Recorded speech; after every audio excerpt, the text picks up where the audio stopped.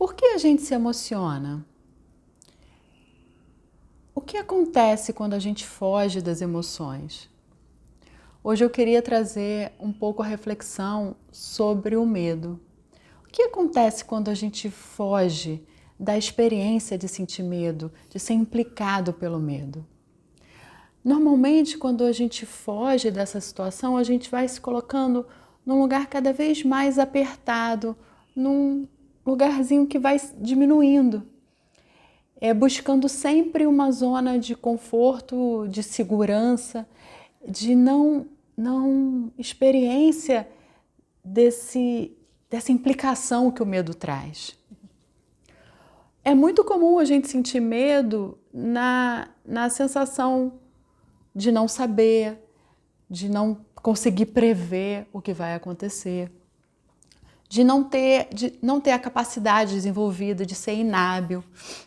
E quando a gente evita essa experiência, a gente evita a possibilidade de se relacionar com o desenvolvimento de capacidade, com o desenvolvimento de uma ampliação de espaço, de possibilidade de lidar com a vida.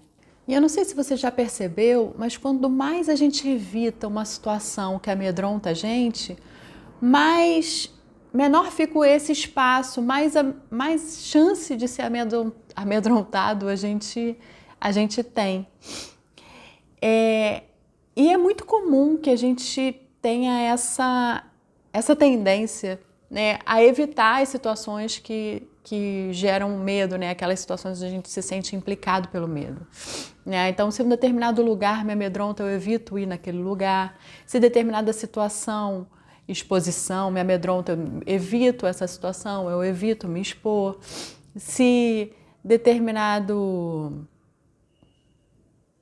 contexto, né, ou determinada iluminação me amedronta, eu evito essa iluminação, né? Se o escuro me amedronta, eu mantenho sempre uma luz acesa. E, na verdade, quanto mais a gente vai criando esses artifícios para não lidar com as situações que a gente sente medo, menos a gente desenvolve a capacidade de sentir, de lidar com o medo. E é impressionante como acaba aumentando a quantidade de coisas que nos amedrontam. Então, ao invés da gente evitar essa forma de agir, né, de evitar lugares, situações, experiências que nos tragam a sensação de medo, ao invés dela nos poupar de sentir medo, o efeito acaba sendo o contrário, porque quanto acaba acontecendo que mais coisas têm a capacidade de nos amedrontar. Por que isso acontece? Porque a gente não desenvolveu a capacidade de lidar com o medo. Né? A gente, na verdade, foi se fechando e mais coisas tentam provocar com que a gente desenvolva essa capacidade, né? Com que a gente vá tendo a experiência de relação com essa emoção. O medo não vai deixar de acontecer. Então, quando a gente topa sentir medo, né? Quando a gente topa se relacionar com essas situações, quando a gente se expõe a exatamente as situações que nos amedrontam, quando a gente pratica a relação com o medo, sentindo o medo, não evitando ele, a gente vai desenvolvendo a capacidade de lidar com aquelas situações.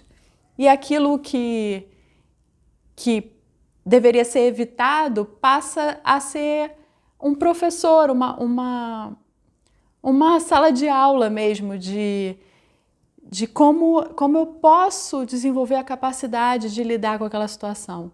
Mas isso só pode acontecer se eu estiver disposto a lidar com a situação, a me expor a esse tipo de situação que amedronta. Né? E assim, o medo pode acabar sendo um professor. O medo, a gente sente medo nas situações onde a gente precisa cuidar de alguma forma, né?